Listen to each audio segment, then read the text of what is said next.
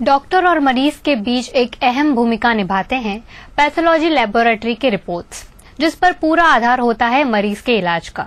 लेकिन सोचिए, pathology laboratory अगर अर्थ कुशल व्यक्ति चला रहा है तो सीधी और सटीक बात है कि वे आपकी जिंदगी के साथ भयानक मजाक कर रहा है। एक आम आदमी के लिए समझ पाना कठिन है कि कौन सी पैथोलॉजी लेबोरेटरी सही है और कौन सी सही नहीं है। बड़ौदा और गुजरात में पैथोलॉजी लेबोरेटरी धड़ल्ले से खुल रही हैं। इस तरह की प्रैक्टिस करने वाले ज्यादातर प्राइवेट इंस्टीट्यूट से कोर्स कर सर्टिफिकेट प्राप्त कर लेते हैं और लेबोरेटरी खोलकर व्यापार शुरू कर देते हैं। हालांकि यह महज एक सहायक या टेक्नीशियन होते हैं। कि पैथोलॉजी मेडिसिन अपने आप में एक स्पेशलिटी है।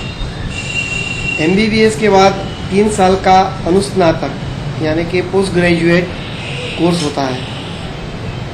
जैसे डिस्पेंसरी में फैमिली फिजिशियन के साथ में कंपाउंडर होता है, सर्जन के ऑपरेशन थिएटर में ओटी असिस्टेंट होता है, हॉस्पिटल्स और नर्सिंग होम्स में मेल नर्सेज फीमेल नर्सेज होती हैं। इसी तरह पैथोलॉजिस्ट के यहाँ लेबोरेटरी टेक्नीशियन एक हेल्पिंग हैंड है और लेबोरेटरी टेक्नीशियन और बायोकेमिस्ट पैथोलॉजिस्ट को रिपोर्ट तैयार करने में मदद करते हैं। ये ज़रूरत जो है, इसके लिए इंडियन मेडिकल एसोसिएशन ने एक डीएमएलटी कोर्स का संचालन किया है। तो इसमें ऐसे लैब टेक्नीशियन तैयार किए जाते हैं। छात्रों को पहले से ही बताया जाता है कि ये कोर्स करने पर आपको जो सर्टिफिकेट मिलेगा ये गवर्नमेंट जॉब के लिए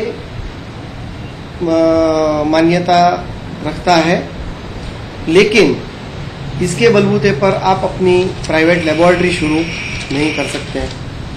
अपने शहर और राज्य में कई ऐसी संस्थाएं हैं जो 12वीं साइंस पास छात्रों के लिए सिर्फ 6 महीने में लैब टेक्नीशियन का कोर्स का डिप्लोमा इनायत करती है और वे भरोसा भी देती है कि वो अपना लैब खुद शुरू कर सकते हैं।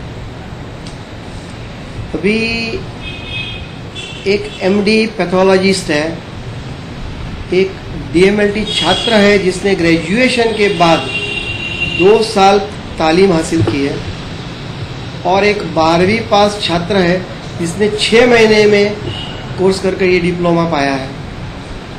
आप ही फैसला कीजिए कि किसके रिपोर्ट के बलबूते पर, किसके रिपोर्ट को लेकर आप अपना इलाज करवाना चाहेंगे। वहीं वर्षों से पैथोलॉजी लेबोरेटरी चला रहे डॉक्टर अजय जुन्नरकर का कहना है कि मरीज को ही तय करना है सही और गलत लेबोरेटरी के बारे में।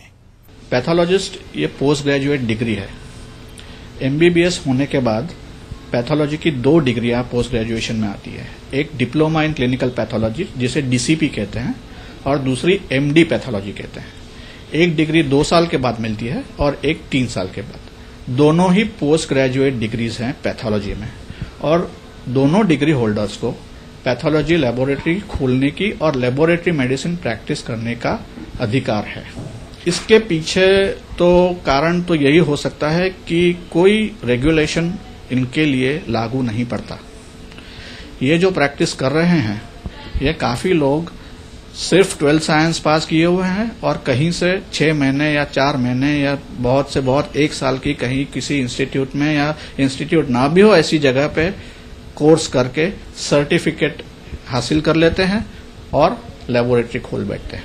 एक आखिरी सवाल, एक आम आदमी जब पेशेंट बनके जाता है डॉक्टर के पास में तो वो किस तरह पहचाने, आप क्या गाइडलाइन दें? एक आम आदमी सीधे लेबोरेटरी तो बहुत कम बार जाता है।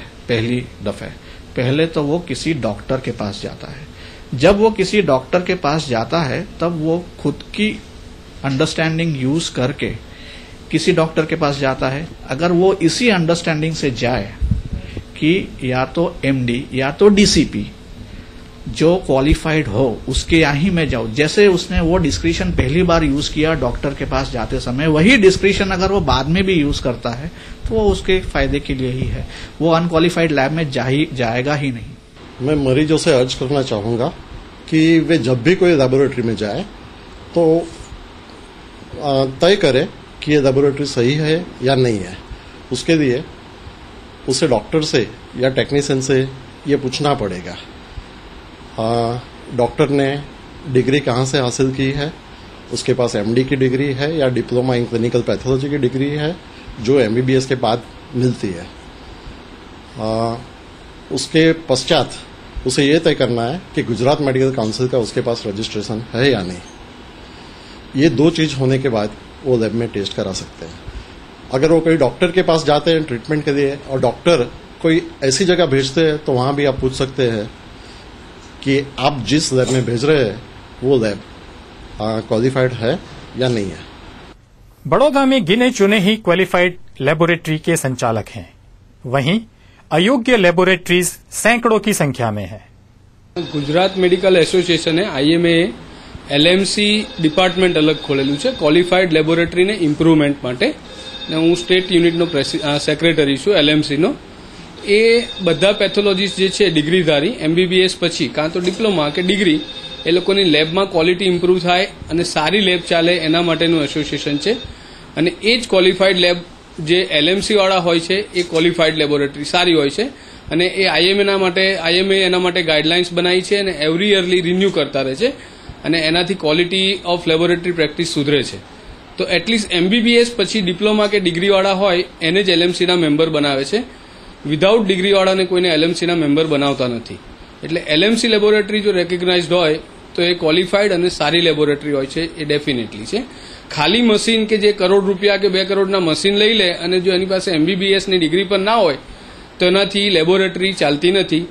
ગમે એટલી સારી ગાડી હોય, જો ડ્રાઈવર એનો સારો ના હોય, ડ્રાઈવર ક્વોલિફાઈડ ના હોય તો એ ગાડીની કોઈ વેલ્યુ રહેતી નથી। એટલે જે લોકોને એવું હોય કે બધી જ લેબોરેટરીમાં મશીનથી કામ થઈ જાય છે તો એ ઇમ્પોર્ટન્ટ નથી। એમબીબીએસની ડિગ્રી હોય તો જ માણસને ડોક્ટરને ખબર પડે કે આગળ શું કરવાનું છે, ડાયગ્નોસિસ કેવી રીતે આપવાના છે। 12th પાસ માણસને એવું ખબર ના પડે કે એનો શું ફાયદો છે। ભલે એના હાથમાં ગમે એટલું કોસ્ટલી મશીન હોય, ડાયગ્નોસિસ તો એ ખોટું જ આપશે।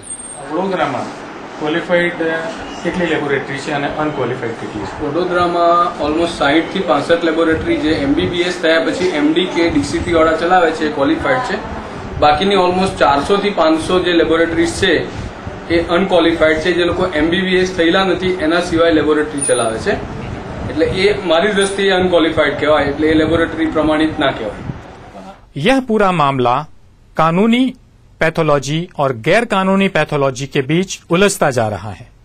सबसे बड़ी बात यह है कि सरकार के पास इस प्रोफेशन में योग्य और अयोग्य के लिए कोई मापदंड नहीं है। इस पूरी कसरत में ग्राहक बने मरीज का बुरा हाल हो रहा है।